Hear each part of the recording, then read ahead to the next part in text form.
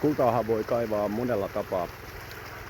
Voi kaivaa käsin lapiolla ja toki koneellakin, mutta me ei niihin nyt keskitytä.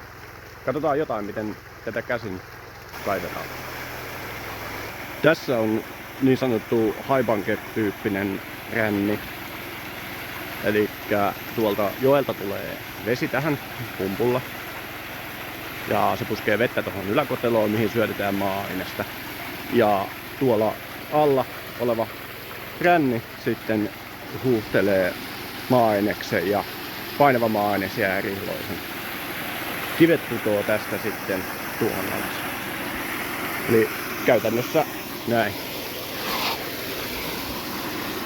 Tänne voi syöttää siis ihan lapiollakin suoraan maata, mutta tässä esimerkki.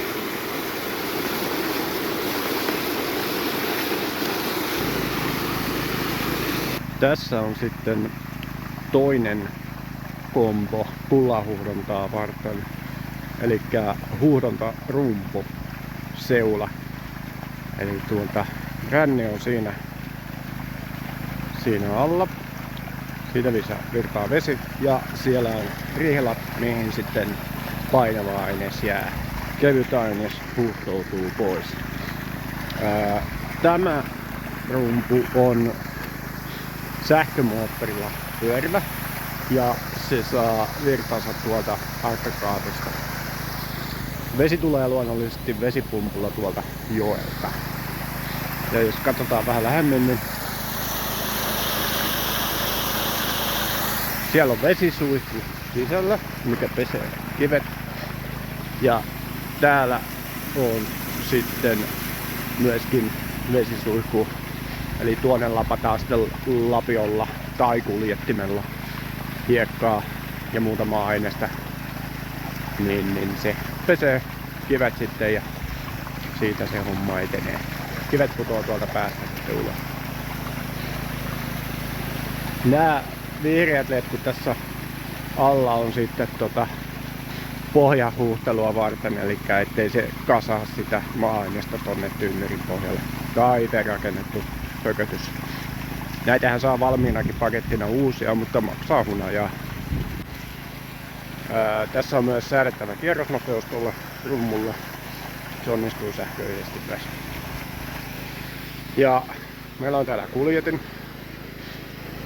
Helpottaa hommaa huomattavasti. Eli montusta tavaraa kuljettimelle kuljetin pudottaa maa-aineksen tähän rummun viereen, niin siitä on helppo sitten nostaa kyytiin. Toki se voi sitten jatkojalostaa niin, että kuljetin vie suoraan sen tuosta rumpuun sisään. Mutta itse ajattelin niin, että ensin kerätään iso kasa valmiiksi huudettavaa maata ja siitä sitten lapiolla kyytiin. Niin ei ole sitten hukkatunteja näille laitteille, vesipumpulle ja niin edelleen. Joo, ja sitten kun on aika tyhjentää ränni, lopettaa työt, niin sitten ränni tosiaan puhdistetaan hyvin. Ei jätetä hiekkaa yhtään noihin rakoihin. Se kaikki puhdistetaan saaviin veden kanssa. Sen jälkeen se aines siihdataan. Käytetään erikokoisia sihtejä, vähän niin kuin tuolta koemonttujakin tehdessä. Erotellaan isommat kivet pois ja sitten mennään aina vaan hienompaa hiekkaa kohti. Siinä näkee hyvin, miten on eroteltu hiekka. Siellä on metallia ja granaattia myöskin. Ja sitten täällä on sitten se kaikkein hienoin aines. Ja nämä molemmat sitten vaskataan. Ja tämä sihtaaminen on myöskin sen takia hyvä juttu, koska vähentää sitä vaskattavaa, että ne vaskataan niin kuin erikokoisina erinä. Jos on liikaa vaskoolissakamaa, niin se on vaikea vaskata ja hidasta ja siinä on suuri mahdollisuus, että sitä kultaa sitten menee pois. Ja myöskin sen takia käytetään erillistä isoa allasta, että jos siitä vahingossa lipsahtaa yli niitä kultahitusia, niin ne menee tuonne saaviin ja ne on turvassa. Ne voi sitten myöhemmin sieltä vaskata uudelleen. Joo, katsotaan vähän tuossa sitten, miten se vaskaus hoituu.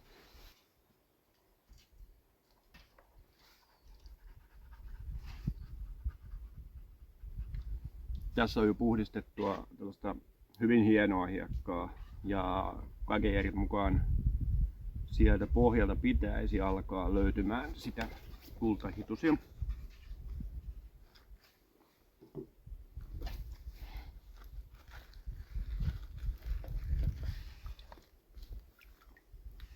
Sitten meillä on tällä lisäksi tämmönen magneetti, että tällä voi imasta sitten tuolta seasta ne hienot metallipalat pois. Sitä on maassa joka puolella Suomea.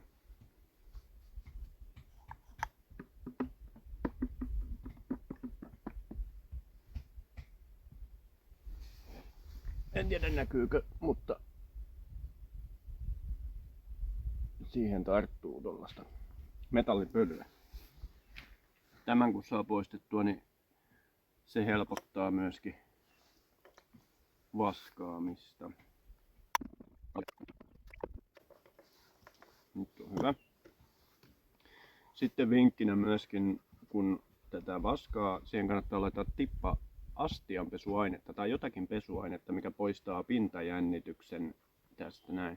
Koska kulta on erikokosta, sitä on myös semmoista hyvin hienoa pölymäistä ja vedessä on luonnollisesti pintajännitys, niin se saattaa helpommin huuhtoutua siitä pois sitten vaskatessa. Tippasaippua, niin se poistaa pintajännityksen. Sitten ei muuta kuin pyörittelemään.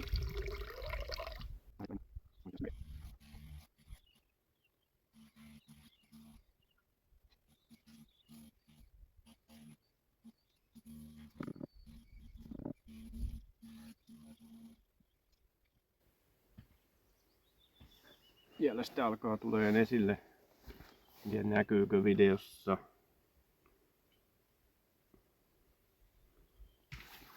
Tuolla.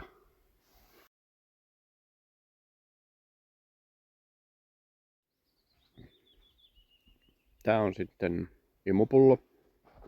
Eli toi kulta, mikä tuolla vaskuolin pohjalla on, niin se on hyvin semmoista hienojakoista, vähän niin kuin pölyä. Niin tällä on helppo imasta se pois, että mennään vaan sinne sillä lailla, huolehditaan, että vettä on tuolla vaskuolin pohjalla ja sitten imastaa se koko ketju sieltä pulloon mukaan. Yhtään hitusta emme hukkaa. Nyt ei muuta kuin kullan etsintää vaan itse kukin.